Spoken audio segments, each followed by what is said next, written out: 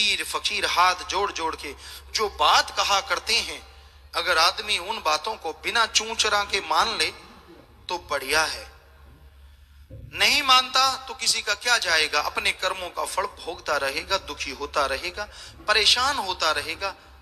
पर संत परेशान इसलिए होते हैं क्योंकि उनको किसी की परेशानी देखी नहीं जाती।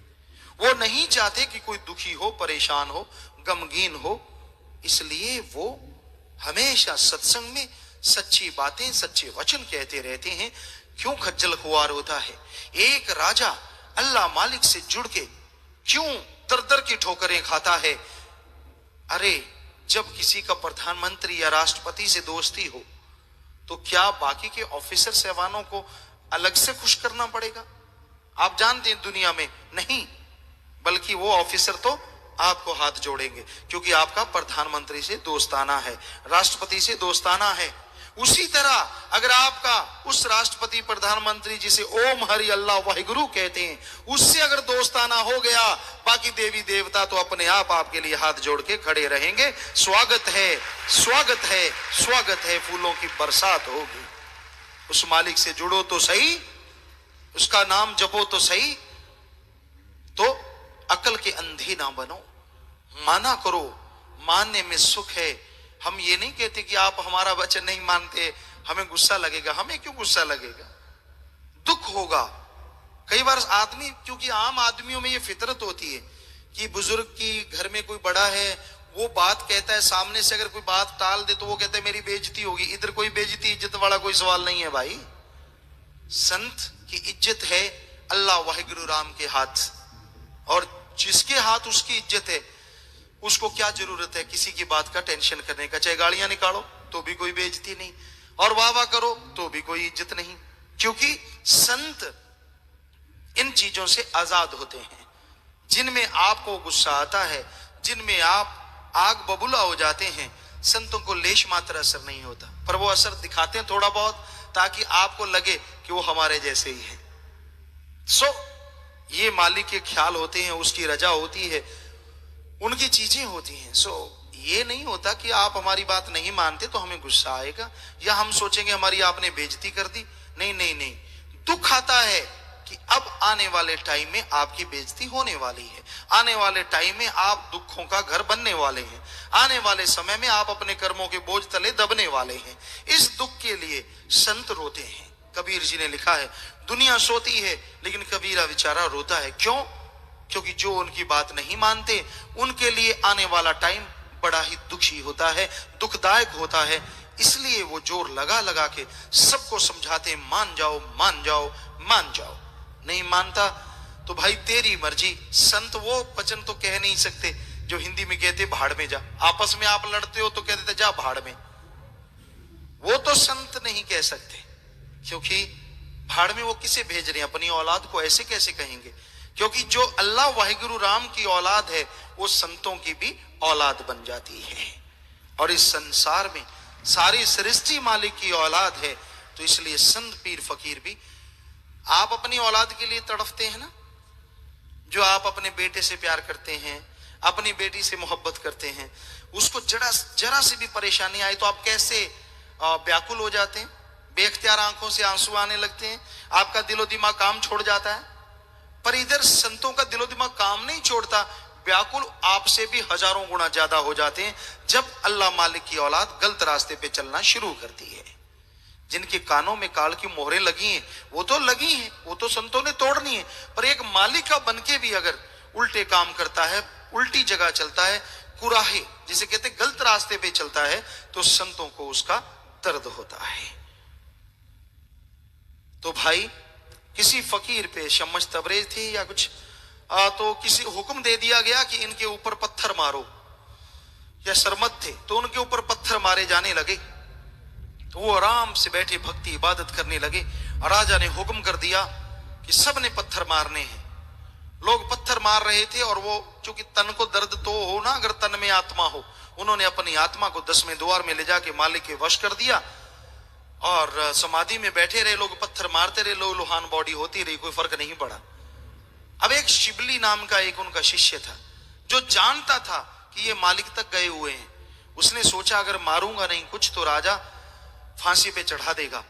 तो उसने भी एक फूल उठाया और फूल यूं करके ऐसे मारा, और जैसे फूल मारा तो वो फकीर, वो रूहानी संत कर्रा उठा, चिल्ला उठा, हाय हाय, इतना दर्द हुआ बेइंतहा।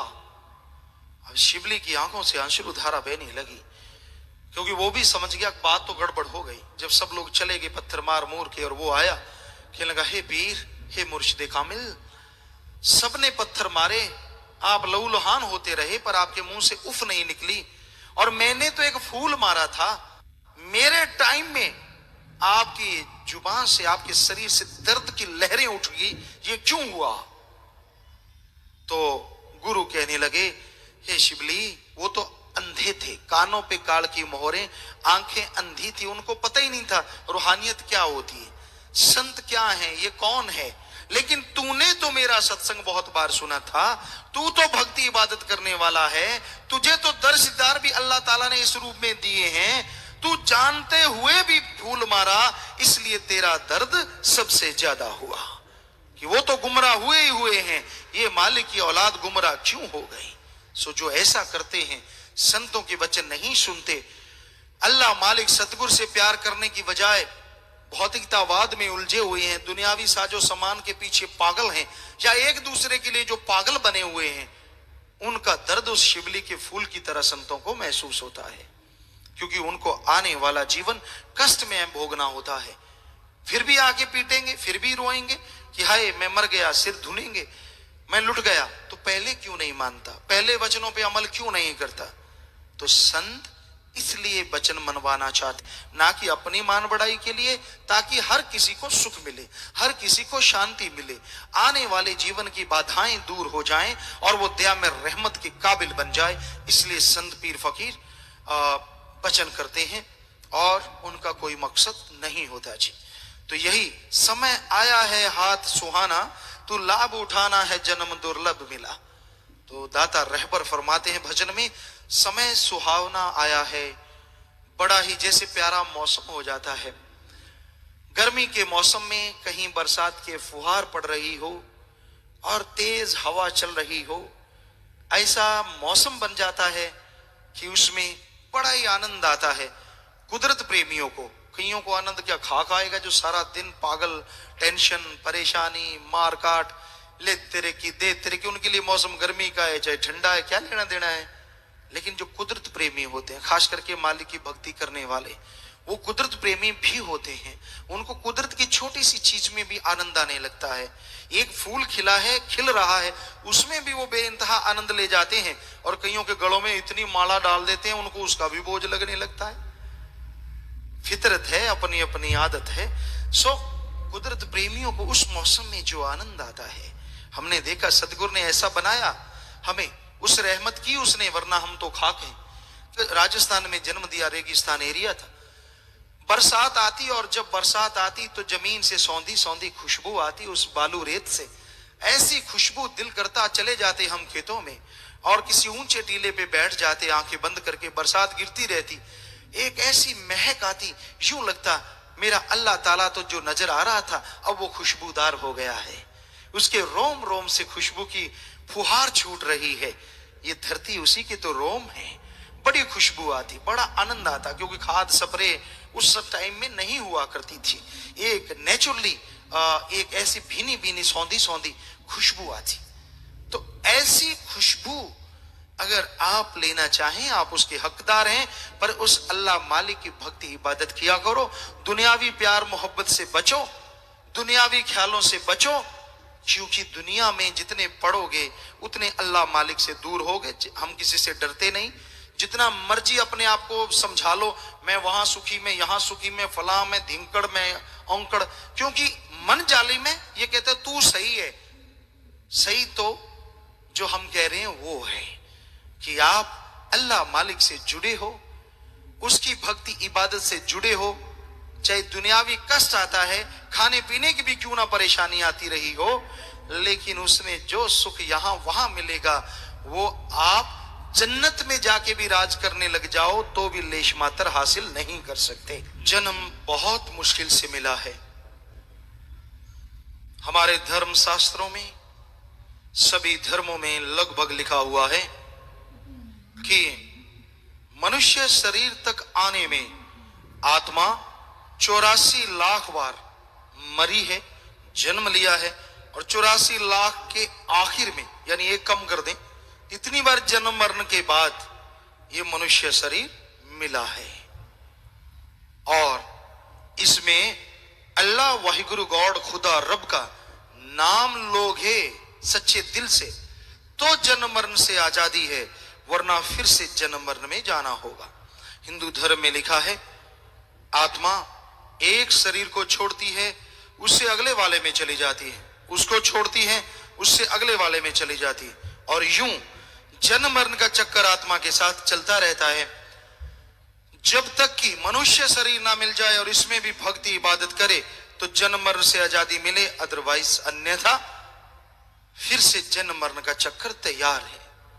गुरु सहवान में इस बारे में लिखते हैं 84 लाख पर मतिया दुर्लभ जन्म पायो, नानक नाम संभाल तू 100 दिन नेड़ा आयो। वही अर्थ है, वही मीनिंग्स है, वही सब कुछ कि जन्म मरण का चक्कर लगाने के बाद 84 लाख शरीरों में बिल्कुल आखिर में यह मनुष्य शरीर मिला है। इसमें मालिक को याद कर ले, मालिक की भक्ति इबादत कर ले, वरना फिर से जन्म मरण में चली जाएगी जीवात्मा। तो मालिक का नाम लेने में दिक्कत क्या है?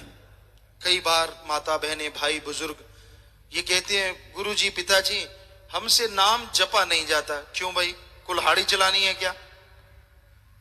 जपा नहीं जाता, बताओ क्या दिक्कत है? आप कमजोर हो तो भी जप सकते हो, ताकतवर हो तो भी जप सकते हो, सोने जा रहे हो तो भी जप सकते हो, खा रहे हो तो भी जप सकते हो, कहीं घूम रहे हो तो जप सकते हो। इसमें जपा क्यों नहीं जाता? हमने पूछा खाना खा लेते हो? कहते जी वो तो छोड़ते नहीं 2 टाइम। सोते हो? कहते वो भी। नहाते हो? कहते वो भी। कमाल है, बाकी सारे काम आपसे हो जाते हैं, एक नाम ही नहीं जपा जाता। क्यों क्यों नहीं जपा जाता? आप सत्संग सुनते हो? कहते जी हाँ। नाम ले रखा है? जी हाँ। तो फिर सिमरण करने में जुबान सही सलामत है? सही है। ख्याल में विचार चलते हैं, तो बस फिर तो सुमरण के विचार ही चलाने। नहीं जी नाम जप के देखा बनता नहीं। अरे बने ना बने तू जपता रहे, जब बनेगा तो बन जाएगा। बस मन ने झांसा दे देना है तेरा कौन सा बन गया, छोड़ दे। और आदमी छोड़ के कहता हा हा, ऐसा लगता है जैसे 1 क्विंटल वजन उतार दिया उस शरीर में से। तो ये मन के झांसे हैं, बहानेबाजी है। सिमरण बने ना बने, आप सिमरण करो ही करो तो एक दिन बनेगा ही बनेगा। सो ये बहाने से ना बनाया करो, मैं सिमरण तो करता हूं, मेरा बनता नहीं, मेरा चलता नहीं। चलेगा पर वो आपके अनुसार नहीं चलेगा। वो जब चाहेगा तब वो चलेगा, जब आपका शरीर उसके काबिल बन जाएगा तो चलेगा। तो क्या, वो तो दौड़ेगा राम नाम तो अपने आप चलेगा। कई सत्संगी अभ्यासी जी बताते हैं पिताजी हम जब राम नाम जपने लगते हैं तो पहले पहले दिक्कतें आई, मन ने रोका, बहुत कुछ किया, लेकिन जब एक सीमा क्रॉस कर गए बड़े नजारे आने लगे। कहते अब जरूरत ही नहीं पड़ती, अब उठते हैं, उठते ही सुमरण चल पड़ता है ऑटोमेटिकली अपने आप उनसे ईर्ष्या तो करोगे। वो एक पंजाबी में लिखा होता ट्रकों के पीछे मचदा क्यों है, रीस कर रीस। सो कहने का मतलब चलो मत, करने है तो बराबरी करो, और राम नाम जप के बराबरी करो, और क्या चाहिए इसमें? कंपटीशन करो अगर करना है तो, लेकिन जलो मत, क्योंकि जलने से तो जो थोड़ा बहुत पहले वाला किया वो भी खत्म हो जाएगा। तो ऐसे हैं वो लोग, वो कहते हैं जब लेटता हूं तो आपका सुमरण चलता है, काम धंधा करते हैं तो सुमरण। कहता है यूं लगता है जैसे मैं उड़ता जा रहा हूं, बस लगता ही नहीं कि पांव जमीन पे पड़ते हैं, लगता ही नहीं कि मैं इस भौतिकतावाद में जी रहा हूं। यूं लगता है कोई स्वर्ग जन्नत से बढ़ के नजारे हैं, यहां के मैं नजारे ले रहा हूं और जिंदगी एक बहार की तरह जी रहा हूं। तो ऐसे भी आप सोचते हो कितने को लोग होंगे, क्योंकि इच्छा होती है ना। अभी हम मैसूर में सत्संग कर रहे थे तो एक बच्चे ने पूछा गुरुजी, चाहे उसका पूछने का वे कोई भी हो, कहता गुरुजी अगर तीसरा द्वार खुल जाएगा तो मेरे दोस्त को पता तो नहीं चलेगा ना? वो वाली बात है, कईयों को होता कितने को होंगे पिताजी ऐसे लोग, तो लाखों में है भाई, हजारों में नहीं लाखों में है जो ऐसे नजारे लूट रहे हैं। पर वो ना आगे आने की चाह रखते हैं, ना मान बढ़ाई की चाह रखते हैं। जैसे एक अभिलाषा, या हम पढ़ा करते थे फूलों की अभिलाषा, इच्छा क्या है, वो उस हमारे जमाने में एक कविता हुआ करती थी राजस्थान में, फूलों की अभिलाषा। तो वो कहते हैं मैं कहीं भी नहीं चढ़ना चाहता, ना मैं किसी देवता के गले की माला बनना चाहता हूँ, ना मैं किसी और की माला बनना चाहता हूँ, यहाँ वाह होता हो, ना मैं किसी के ऐसे गुलदस्ते में सजना चाहता हूँ। फूल की अभिलाषा किसी कवि ने लिखा था। वो कहता मुझे उस रास्ते डाल दी जो यहाँ देश की कुर्बानी करके जो शहीदों का यात्रा निकल रही हो, शब यात्रा हो, मुझे उनके उस रास्ते में डाल देना, हे माली मुझे तोड़ लेना। तो एक देशभक्ति का जज्बा फूलों के अंदर दिखाया गया था। पर अगर रूहानियत के अनुसार कहें तो फूलों की अभिलाषा यहीं तक सीमित नहीं। वो कहते हैं मुझे उस राह पे जरूर डालना जो इस घोर कलयुग में भक्ति इबादत करके मालिक से ओढ़ निभा के चले जाते हैं। वो फूल डालने की जरूरत नहीं पड़ती, देवी देवता भी फूलों की उन पे बरसात करते हैं। उस जीवात्मा का दोनों जहां में जय जयकार होता है। तो इसलिए हम आपसे कहते हैं कि वो जन्म मुश्किल से मिला है, 84 लाख आवागमन का चक्कर लगा के मिला है।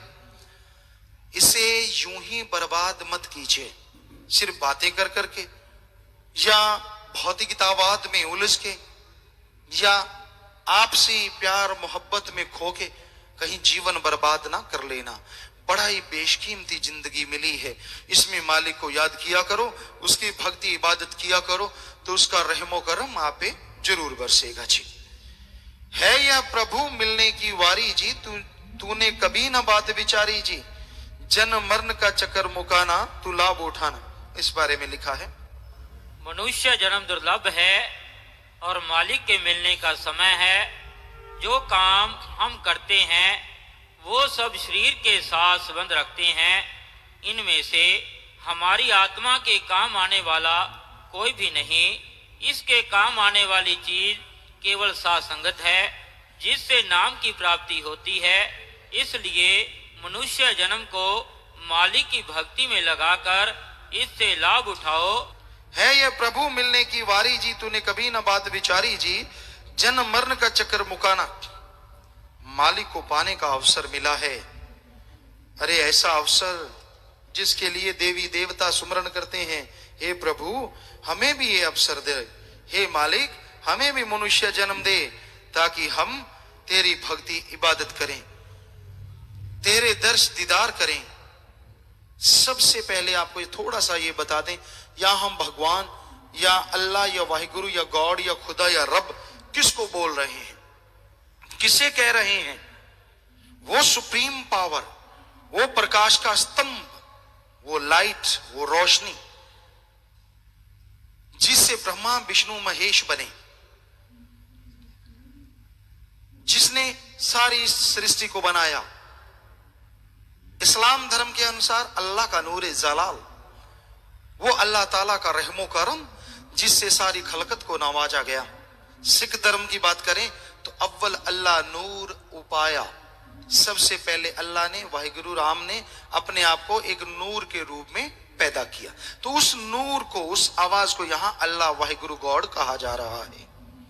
तो भाई उसको पाने के लिए मनुष्य शरीर मिला है, लेकिन आपको फुर्सत नहीं है काम धंधों से, आपको फुर्सत नहीं है झूठी बातचीत से।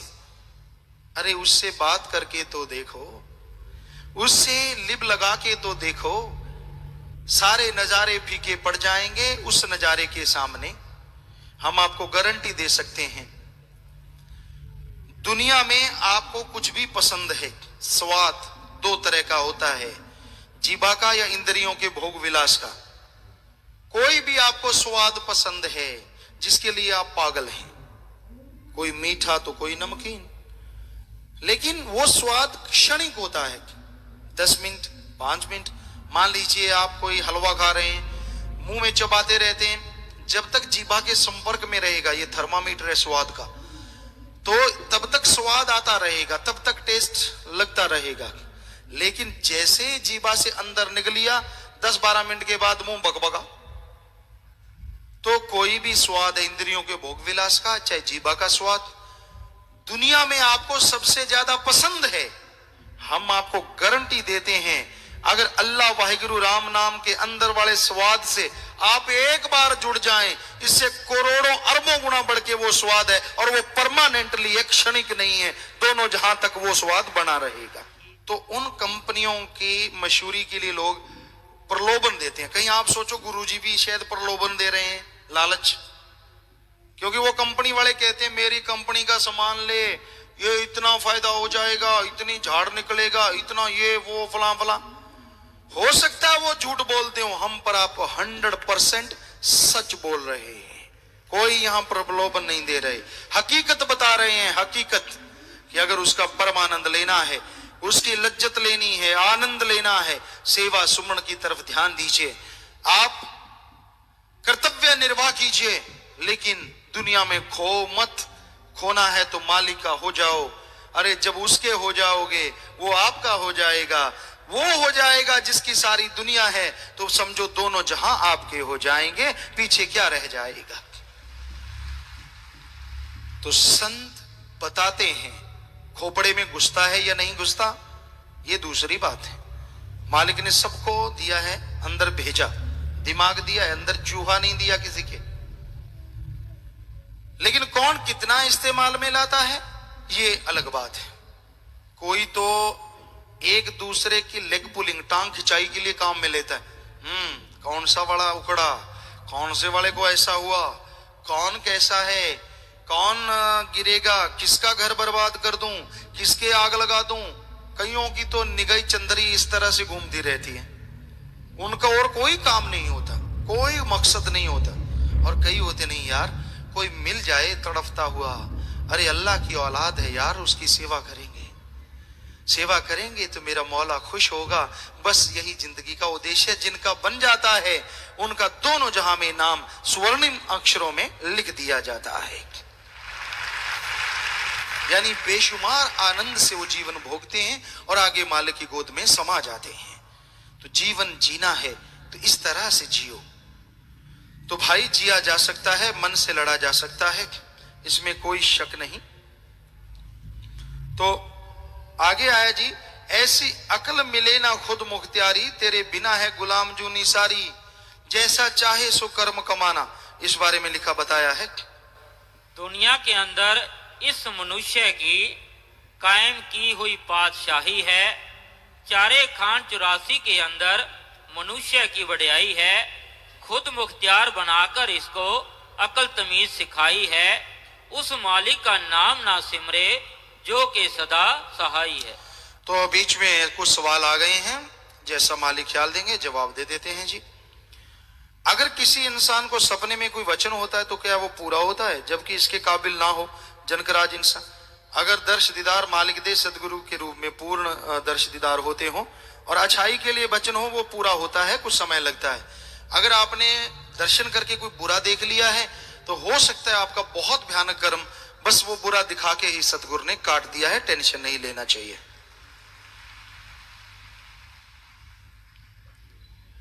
ये हैं जी ईश्वर राम इंसा, गांव खारखा, जिला कैथल।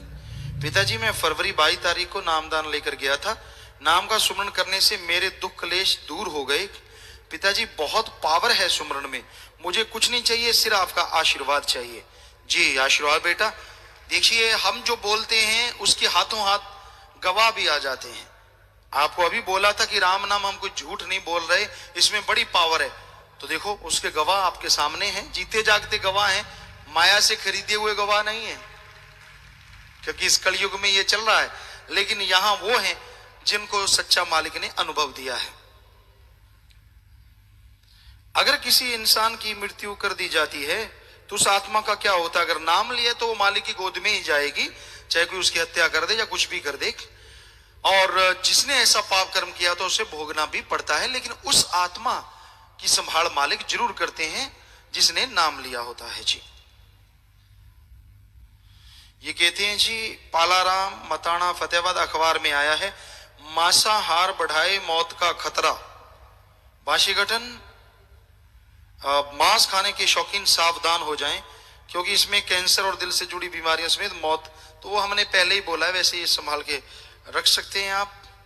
इसका पूरा और पता करें, और भी किसी में आए पत्रिका में तो जी अच्छा बताया आपने। कई परिवारों में पिताजी, कई परिवारों में पति शराब पीते हैं, परिवार भूखे रहते हैं, उनके खाने का ख्याल नहीं करते। क्या ऐसे परिवारों को फूड बैंक से राशन दिया जा सकता है? समस्त जिम्मेदार बलाक नंद नगरी दिल्ली।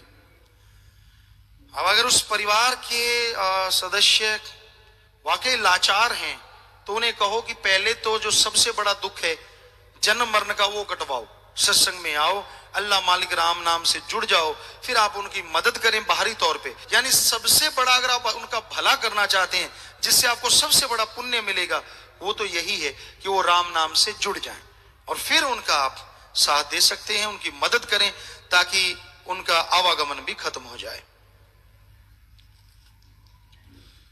मंदबुद्धि जीव नाम लिया हुआ का सुमरन कैसे पूरा होगा? बाहर घूमने पर उसे कोई कुछ भी खिला पिला देता है, कैसे सुरक्षित रखें? लालता प्रसाद इंसान, राजेश इंसान, रोशनलाल इंसान, बलाकनंद नगरी दिल्ली। मंदबुद्धि जीव ने नाम ले लिया, यही काफी है। उसे अच्छी तरह नाम याद करवा दें, चाहे दिन 10 लग जाए, कोई बात नहीं। अगर नाम याद उसे हो जाए, कोई उसे कुछ खिला देता है, जिसने खिलाया है पाप उसको लगेगा, उस मंदबुद्धि को कुछ नहीं लगेगा, भरेगा वो नहीं। अनजाने में वो कुछ खा बैठता है तो भी मालिक उस पर रहमत करके उसके पाप को काटेगा। तो आप इसकी टेंशन ना लें, नाम दिलाएं, सुमन करवाएं, और उसके परिवार वाले उसको खाना नाम जप के बना के देते रहें जी। अगर कितों होर नाम ले रखा होवे, वो डेरे सच्चे सौदे तो नाम ले सकता है। कहते हैं 2 बेड़ियां ते पैर रखने वाला पार नहीं हुंदा। विस्तार नाल समझा दो जी। प्रोमला, जिला फिरोजपुर। बेटा हम इस बारे में कुछ भी नहीं कहते।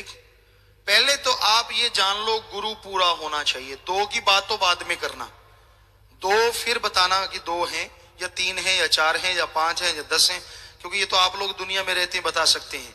गु और रू, गु का मतलब अंधकार, रू का मतलब प्रकाश। गुरु जो अज्ञानता रूपी अंधकार में प्रकाश कर दे और बदले में किसी से एक नया पैसा ना ले, वो सच्चा गुरु कहलाता है। गुरु मांगता नहीं है, गुरु किसी को बद्दुआ नहीं देता। ठीक है, किसी के बुरे कर्म आने वाले हैं, वो गुरु बोल देता है अगर ऐसा नहीं करेगा तो ऐसे भोगेगा। वो बद्दुआ नहीं होती, वो उसके आने वाले कर्म है कि ऐसा कर ले तो बच जाएगा, नहीं करेगा तो भुगतेगा। तो वो गुरु होता है जो कभी किसी का बुरा नहीं। गुरु सबके लिए दुआ करता है, गुरु पाखंड नहीं करता, धर्म जात मजहब के नाम पे लड़ाता नहीं। गुरु किसी एक धर्म का नहीं होता, वो सर्व धर्म साझा होता। वो जात पात का चक्कर नहीं चलाता, वो इंसानों को लड़ाता नहीं, बल्कि सर्व धर्म को, एक इंसानियत की जात जो मालिक ने बनाई उसका पाठ पढ़ाता है और मालिक से जोड़ता है। ऐसे अगर आपको 2-4 मिली तो उनमें एक ढूंढ लो, और ऐसा अगर एक ही मिले तो एक के ही पास आ जाओ, क्योंकि पाखंडी गुरुओं से ये दुनिया भरी पड़ी है। कोई कमी नहीं है, क्योंकि हमें तो सिर्फ एक ही गुरु मिला, शास्त्र नाम जी महाराज, बाकी सब कहीं कुछ नहीं मिला। हम बहुत जगह पे गए, पहले नहीं गए लेकिन उनको धारण करके गए कि शायद देखते हैं, सतगुरु ने घुमाया, बहुत जगहों पे गए, पर हमें तो आज तक वैसा नहीं मिला। सो अगर आपको कोई मिलते हो तो आप फैसला कर लीजिए, आपको मालिक ने दिमाग दिया है, जो भी आपको ठीक लगे सुविधा अनुसार आप गुरु धारण कर लीजिए। लेकिन हम तो अपनी बात बताते हैं, किसी की नहीं। 100% आज भी कायम है उस बात पे कि हमें तो अपने सतगुरु जैसा ना कभी मिला था, ना मिला है, और ना किसी की चाह है कि और मिल जाए, और ना ही मिलेगा, यहां तक हमें पता है। ऐसा गुरु हो ही नहीं सकता आज तक जिसने सारे रिकॉर्ड तोड़ दिए रूहानियत के। हम थे, हम हैं और हम ही रहेंगे, ये वाली बात हमने तो कभी सुनी नहीं, हमने तो पढ़ी नहीं। क्योंकि बुजुर्गवार यहाँ जन्म हुआ, वो बहुत ही धार्मिक ख्यालों के थे। क्या गीता, क्या और पवित्र ग्रंथ वो पढ़ा करते थे, तो हम भी बचपन में पढ़ा करते थे उनके ग्रंथ उठा के। तो हमें तो ऐसा कुछ दिखा नहीं, कहीं लिखा हो, किधर भी ऐसा कोई मिला हो। सो आप खुद इस बारे में सोच सकते हैं, हम ज्यादा क्या कहें। आगे भजन की तरफ आते हैं जी, क्योंकि सवालात इतने ही थे। जो चाहे सो कर सकता है, इसी जन्म में भव तर सकता है, ऐसा जन्म ना फिर हाथ आना। इस बारे में लिखा बताया है जी। केवल नाम ही एक रास्ता है जो कि हमें अपने निज मुकाम में पहुंचा सकता है। ये एक ऐसा जहाज है जो कि भाव सागर से पार जीव को मालिक की गोद में पहुंचाने का जरिया है। जी, तो अभी आपने सुना, खुद मुख्तियार है तू, मर्जी का मालिक है तू। संत पीर फकीर जीवों को समझाने आते हैं, डराने नहीं आते। पहली बात आपको क्लियर कर दें। कई ये समझते हैं मुझे डराते हैं, उनका शायद खोटा समय है जो मन उन पे हावी है, क्योंकि उन्होंने हर सीधी बात को उल्टा करना ही होता है। कई ऐसे भी होते हैं, पता नहीं कैसी उनकी जननी, कैसे उनका जन्मदाता, जो मां के गर्भ में जो ऐसे डीप ख्याल लेके आते हैं कि संतों की सीधी बात को भी उल्टा कर लेते हैं। अब एक फूल है खुशबूदार, ये आप देख रहे हैं, गमला आपकी तरफ दिख रहा है, लेकिन गमले सजाने वाले ने इस तरह से सजाया है, इसका बैक साइड नजर नहीं आता।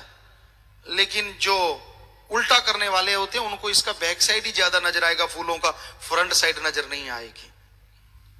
ऐसा ही होता है, संत वचन कभी किसी के लिए उल्टा कर ही नहीं सकते। हम स्टेज से कहते हैं जो सतगुरु ने सौंपी है, कभी उल्टा वचन नहीं करते वो किसी के लिए, कभी बद्दुआ नहीं देते। सच्चा रूहानी संत दे ही नहीं सकता। हाँ, कर्म करे खोटे पड़ेंगे बड़े सोटे, कर्म करे खोटे पड़ेंगे बड़े सोटे, किसी पूछनी नहीं फिर तेरी बात रे।